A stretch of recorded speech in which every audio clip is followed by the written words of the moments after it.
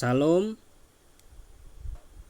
Sebelum kita belajar bersama-sama firman Tuhan pada hari ini, saya mengajak saudara dan saudari berdoa bersama-sama dengan saya. Mari kita tunduk kepala dan kita berdoa. Tuhan Allah Bapa kami yang ada di surga, yang kami kenal di dalam nama Tuhan kami Yesus Kristus. Pada hari ini Tuhan, kami ingin bersama-sama belajar firman-Mu. Berikanlah kami pengertian, supaya kami dapat memahami apapun yang kami akan pelajari bersama-sama hari ini. Hamba-Mu yang tidak ada pengertian, berikanlah hikmat dan kebijaksanaan, supaya hamba-Mu dapat menyampaikan firman-Mu sesuai dengan kebenaran firman-Mu. Di dalam nama Tuhan kami Yesus Kristus, kami berdoa dan mengucap syukur. Mari jemaat Tuhan, mari kita katakan sama-sama, amin. Teks pembelajaran kita pada hari ini diambil di dalam Markus 4 ayat 35 sehingga ayat 41 di bawah tajuk angin ribut diredahkan, dan tema kita sepanjang bulan September ini masih di bawah tema kedamaian, dan subtema kita pada minggu ini aman dan damai dalam badai. Ini merupakan subtema kita yang terakhir pada bulan September ini. Jadi saudara-saudari yang dikasihi Tuhan, saya pikir sepanjang bulan September ini kita sudah banyak belajar tentang kedamaian melalui subtema-subtema yang sudah disediakan oleh gereja kita PCS.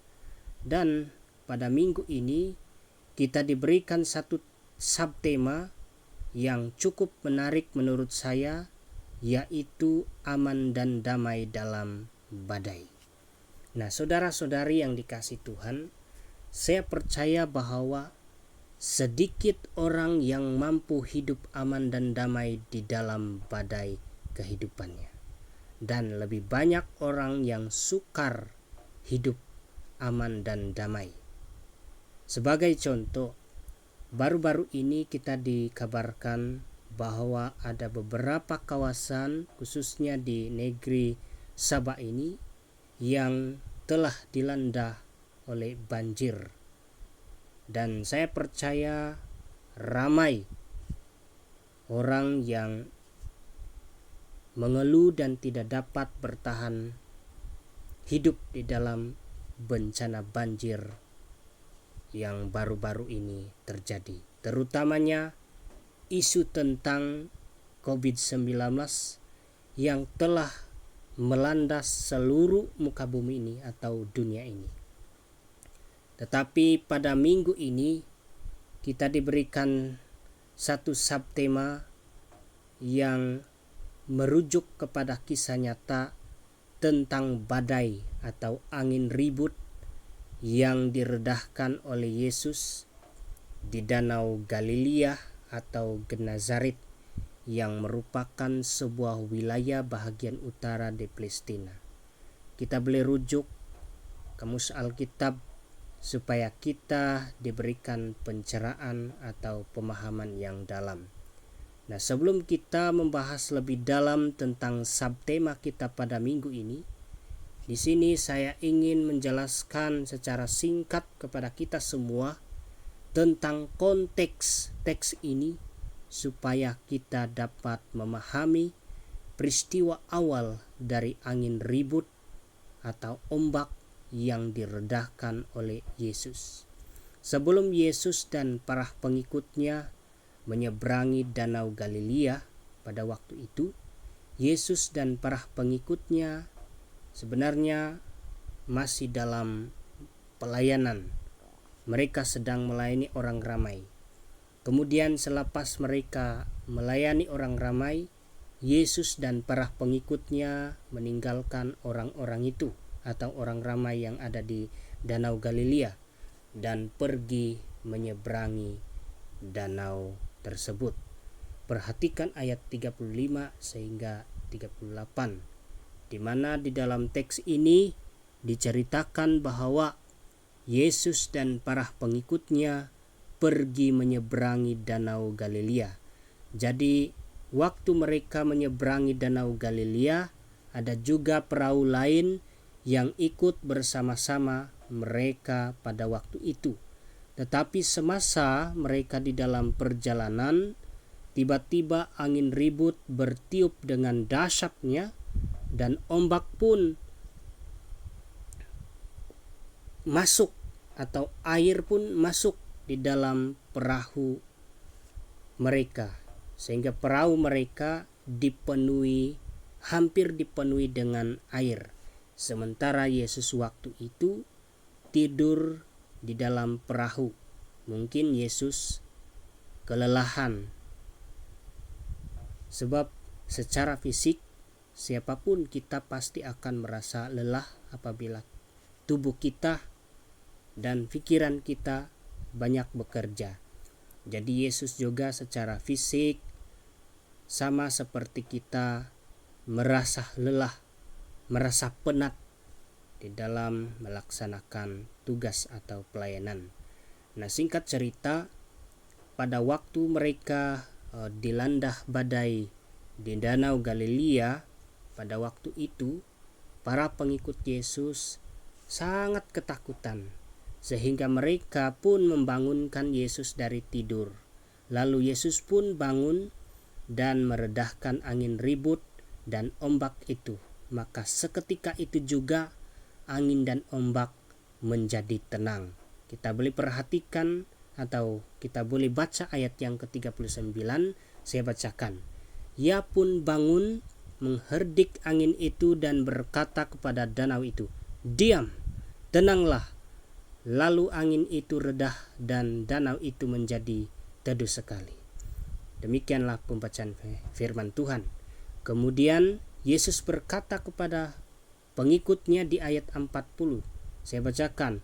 Lalu ia berkata kepada mereka, "Mengapa kamu begitu takut? Mengapa kamu tidak percaya?" Demikianlah pembacaan firman Tuhan. Saudara-saudari yang dikasihi Tuhan, saya pikir apa yang dikatakan oleh Yesus di ayat 40 ini mau mengingatkan kita tentang apakah kita sanggup menghadapi badai pada saat kita dalam ketakutan. Teks kita pada hari ini mengingatkan kita tentang badai yang pernah dialami oleh para pengikut Yesus, yang telah membuat mereka pada waktu itu rasa takut dan gentar. Tetapi ketika Yesus meredahkan angin dan ombak itu, maka dari situlah ketakutan dan rasa gentar mereka bukan lagi merujuk kepada sesuatu yang menakutkan, tetapi menurut istilah Yunani, rasa takut dan gentar mereka merujuk kepada rasa hormat dan kagum mereka terhadap tindakan yang dilakukan oleh Yesus. Perhatikan ayat yang ke-41, saya bacakan. Mereka menjadi sangat takut dan berkata seorang kepada yang lain, "Siapakah gerangan orang ini, sehingga angin dan danau pun taat kepadanya?" Demikianlah pembacaan firman Tuhan. Pembelajaran yang dapat kita pelajari di dalam teks kita pada hari ini, kalau angin dan danau taat kepada Yesus dan dapat diredahkan oleh Yesus, itu berarti apapun badai di dalam kehidupan kita pasti akan tunduk kepada Yesus. Sebab itu, sedahsyat apapun badai di dalam kehidupan kita jangan takut, sebab ketakutan tidak akan membuat hidup kita lebih aman dan damai di dalam badai yang kita lalui. Jadi saudara-saudari yang dikasihi Tuhan, kalau kita mau hidup aman dan damai di dalam badai yang selalu bersilih ganti di dalam kehidupan kita, maka kita perlu belajar hidup taat kepada Kristus dan menerima kenyataan hidup yang selalu susah. Badai boleh bersilih ganti, masalah boleh bersilih ganti, tetapi keyakinan iman kita kepada Kristus tetap sama dan tidak berubah. Sebab keyakinan iman yang kuat akan menjamin hidup kita aman dan damai di dalam badai yang kita lalui. Sebagai kesimpulan, marilah kita hidup taat di dalam Kristus dan kita jangan pernah putus asa. Sebab putus asa bukan jaminan kita untuk hidup aman dan damai di dalam badai. Seandainya kita tidak dapat bertahan hidup di dalam badai yang bersilih ganti, kita jangan ambil jalan pintas lalu kita mencari dukun atau tempat yang lain untuk mencari keamanan dan kedamaian. Sebab cara itu bukan cara orang percaya. Jadi marilah kita belajar melalui para pengikut Tuhan Yesus, walaupun mereka pernah dilanda badai, mereka tidak mencari jalan pintas lalu meminta tolong kepada roh-roh yang lain sebagai sandaran mereka. Sebab di dalam teks kita pada hari ini dinyatakan bahwa para pengikut Yesus tetap mengingat Yesus walaupun mereka sendiri tidak pernah terfikir tentang guru mereka yang begitu penuh kuasa. Jadi apapun badai yang kita lalui di dalam hidup kita, belajarlah kita untuk bersabar dan mengingat bahwa bukan hanya pada waktu kita susah baru kita mengingat Yesus, tetapi sama ada kita susah atau senang, Yesus tetap kita selalu ingat. Sebab keamanan dan kedamaian tidak terdapat di mana-mana selain di dalam nama Tuhan Yesus Kristus. Tuhan memberkati kita semua. Amin.